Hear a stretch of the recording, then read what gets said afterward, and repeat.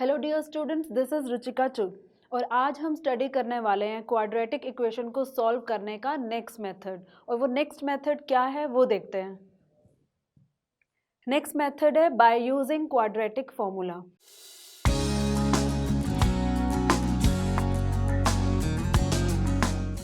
अब हमने quadratic equation को सॉल्व करने के लिए पहले से ही दो मेथड पढ़ रखे हैं। वो दो मेथड कौन से थे? पहला मेथड था फैक्टराइजेशन और दूसरा था कंप्लीटिंग द स्क्वायर मेथड, और तीसरा अब आपके सामने है क्वाड्रेटिक फॉर्मूला।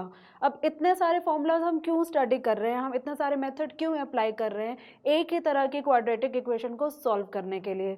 सो मेरा यहाँ फर्स्ट जो पॉइंट है कि what is the need of learning so many methods for one particular equation, और उसका आंसर ये है। अगर मैं कोई एग्जाम्पल लूँ किसी भी क्वाड्रेटिक इक्वेशन या उसको अगर हम स्टैंडर्ड फॉर्म में लिखते हैं तो वो क्या होगी?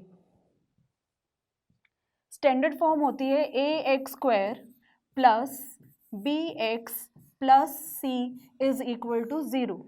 अगर मैं फर्स्ट मेथड की बात करूं तो फर्स्ट मेथड था हमारा फैक्टराइजेशन।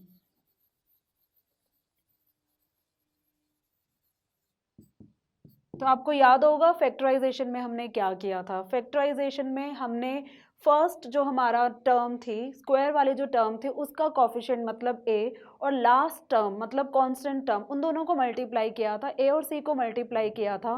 फिर उसके फैक्टर्स निकाले थे दो, जिनको सम करके बी आना चाहिए था। तो उस मेथड में कई बार कॉम्प्लेक्सिटीज आ जाती है हमारे लिए। हर बार प्रोडक्ट ए एंड सी को लेके, उसके दो फैक्टर्स को लेके बी के साथ उसका सम बनाना पॉसिबल नहीं होता। फिर हम उस केस में अगर सेकंड मेथड की बात करें, अगर फर्स्ट मेथड अप्लाई नहीं हो पा रहा तो जब सेकंड मेथड की हम बात करें जो था कंप्लीटिंग द स्क्वायर,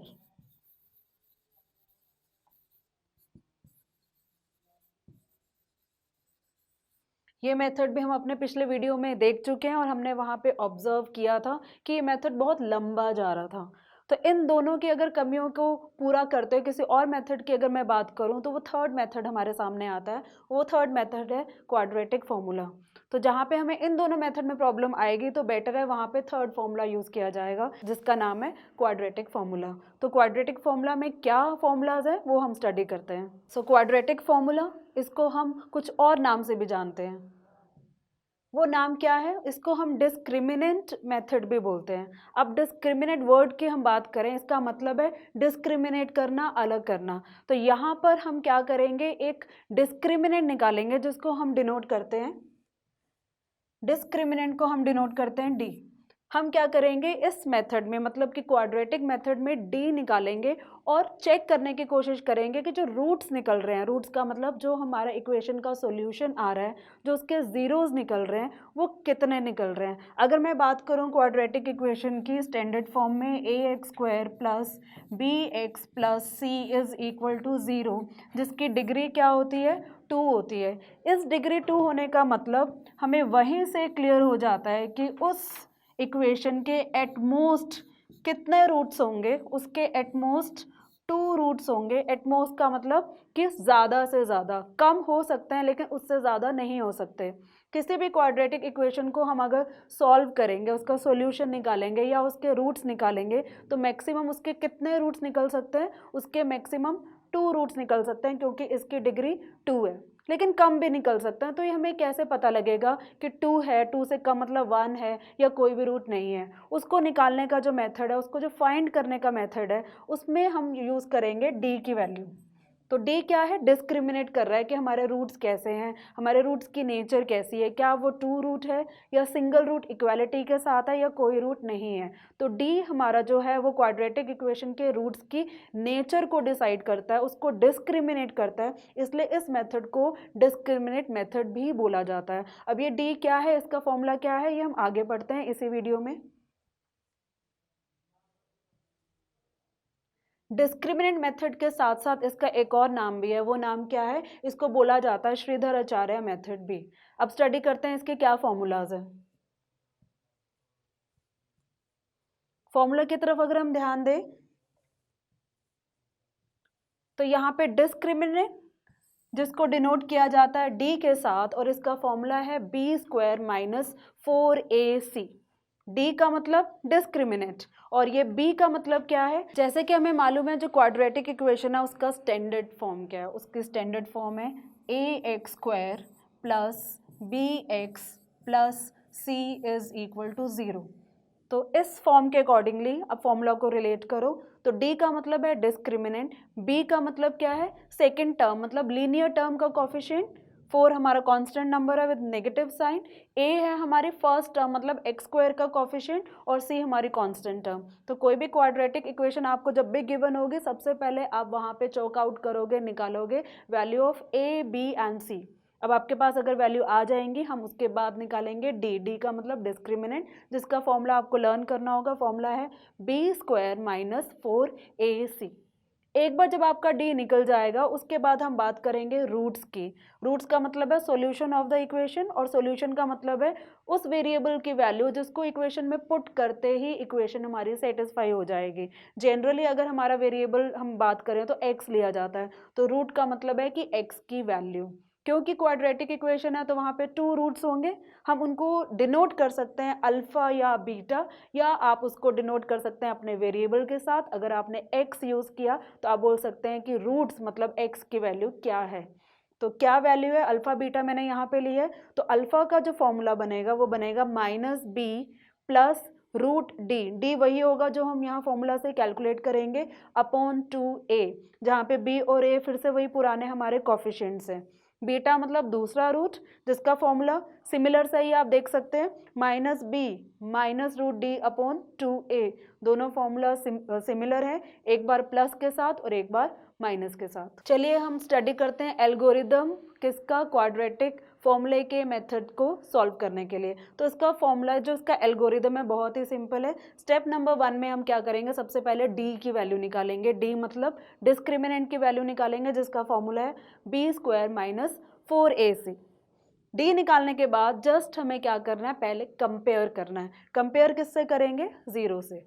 तो जब हम डी की वैल्यू को 0 से कंपेयर करेंगे तो क्या होगा, अब जब d को 0 से कंपेयर करेंगे तो वहाँ पे 3 केसेस बनेंगे। d की वैल्यू या तो 0 से ग्रेटर होगी, या 0 के इक्वल होगी, या 0 से लेस होगी। तो क्या होगा इन तीनों केसेस में, देखते हैं। अगर d की वैल्यू 0 से ग्रेटर हो जाती है, बड़ी हो जाती है, तो उस केस में हम वहाँ पे कैलकुलेट करेंगे 2 रूट्स, और वो दोनों रूट्स की वैल्यू क्या होगी, डिस्टिंक्ट होंगी। जो हम अल्फा बीटा की बात कर रहे थे पहले, वहाँ पे दोनों की वैल्यूज़ क्या होंगी, डिफरेंट आएगी। किस केस में, जब d की वैल्यू ग्रेटर देन 0 हो जाती है। यहाँ पर हम डिसाइड करते हैं नेचर ऑफ रूट।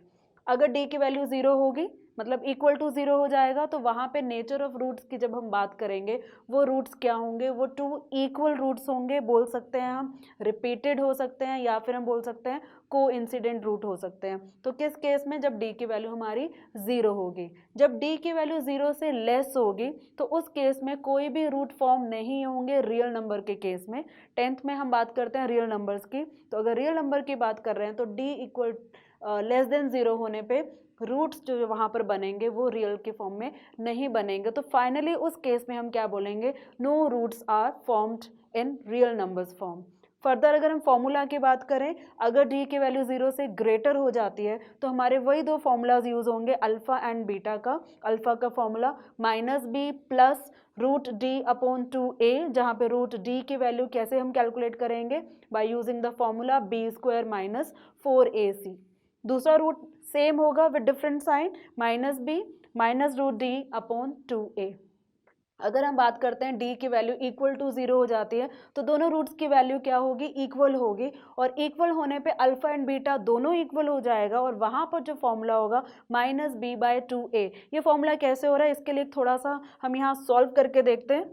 हम बात कर रहे हैं d की वैल्यू 0, तो इन फॉर्मूला पे आप देखो अगर d की वैल्यू 0 हो जाएगी तो ये बनेगा -b प्लस रूट डी मतलब कि 0, रूट 0 होगा upon 2a।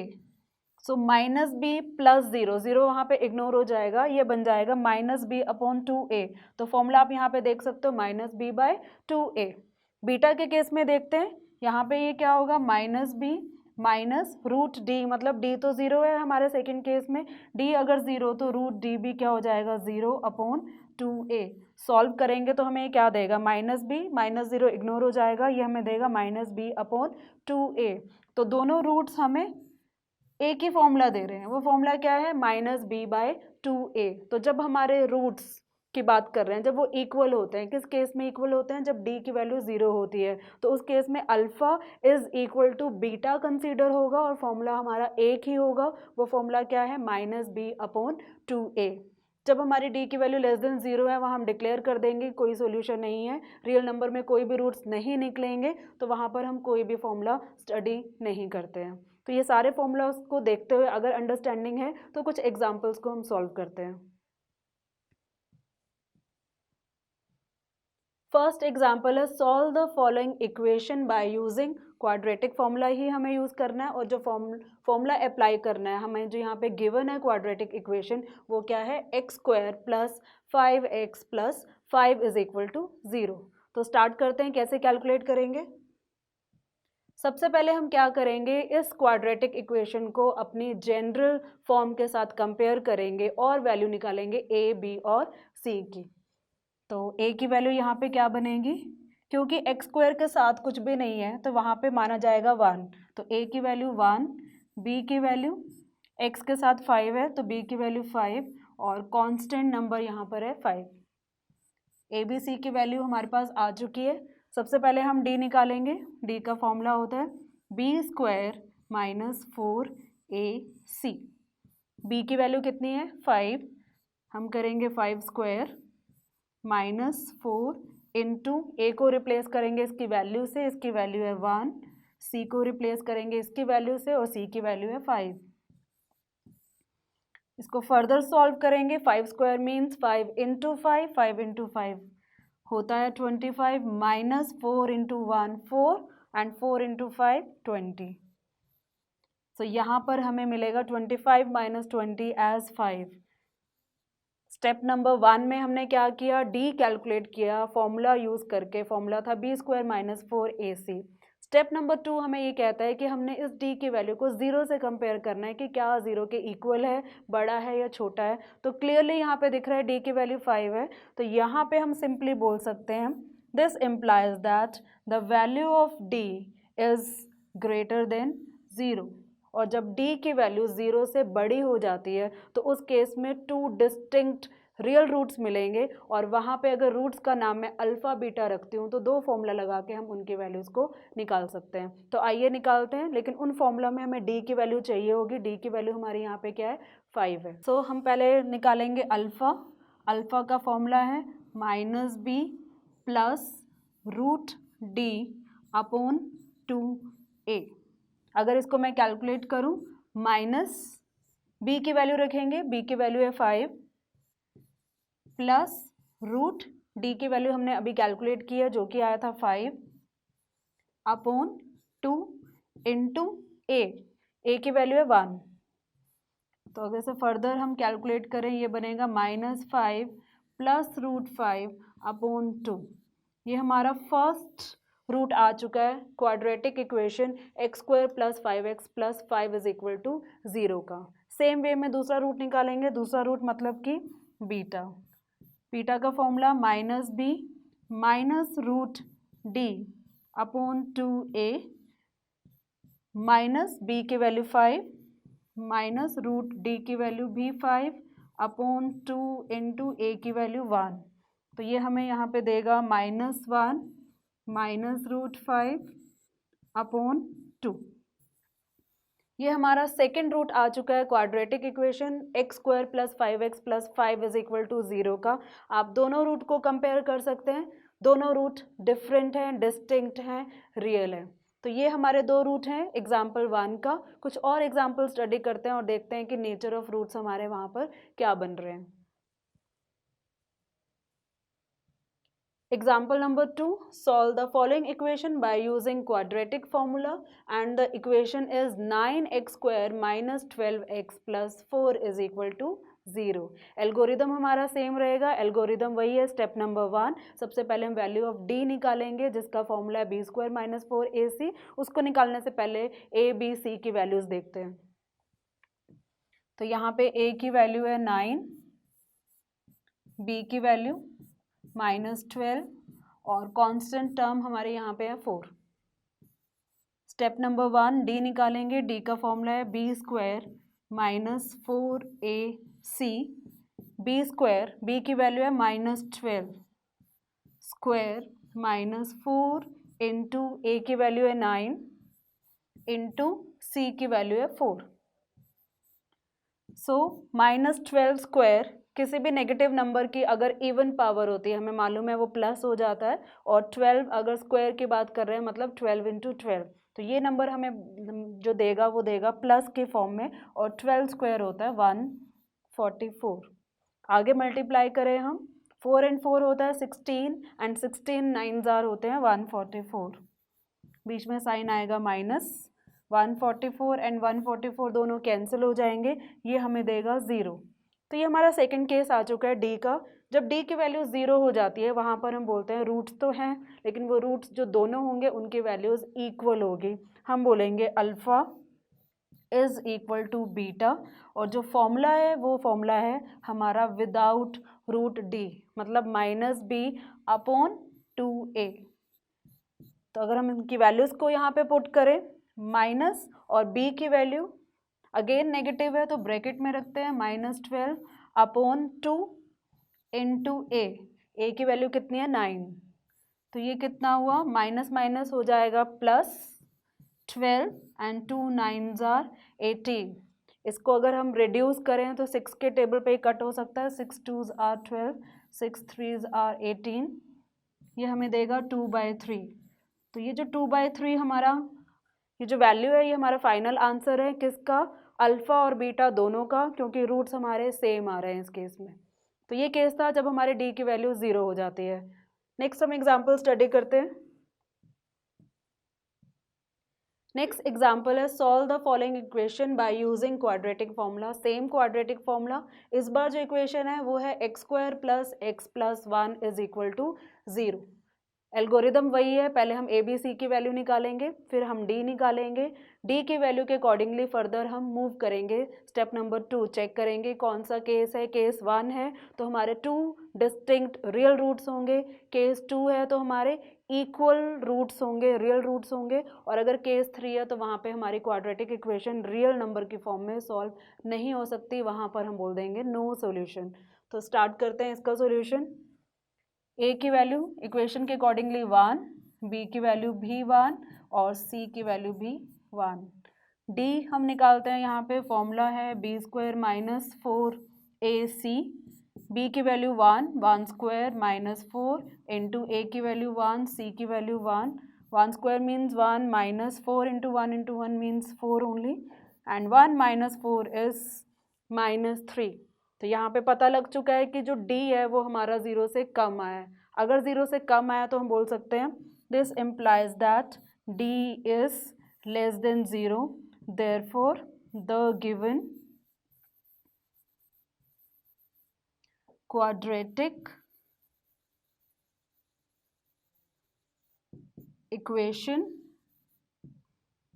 is not having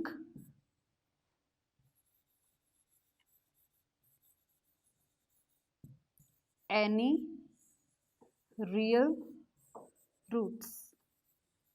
हम वहाँ पे डिक्लेयर कर देंगे कि इस क्वाड्रेटिक इक्वेशन के कोई भी रियल रूट्स नहीं है, और क्वेश्चन को वहीं पे हम एंड कर देंगे। टास्क टू डू, अब ये कुछ क्वेश्चन आप पॉज करके देख सकते हैं थोड़ी देर के लिए। मैंने ये कुछ क्वेश्चन आपके लिए छोड़े हैं। यहाँ पे हमारा नेचर ऑफ रूट्स का कंसेप्ट अप्लाई होगा, उसके बाद आपको उसके अकॉर्डिंगली इसके आंसर देने होंगे। ये आंसर आप कमेंट सेक्शन पे शेयर कर सकते हैं और जो भी डाउट है वहाँ पर पूछ सकते हैं। तो ये थे हमारे क्वाड्रेटिक इक्वेशन को सॉल्व करने के डिफरेंट मेथड्स। इन सभी मेथड को आप एक बार रिवाइज करेंगे, जो भी डाउट होगा वो कमेंट सेक्शन में डाल के आप शेयर कर सकते हैं। मिलते हैं हम अपने अगले वीडियो में, जहाँ पे हम स्टार्ट करेंगे अगला चैप्टर।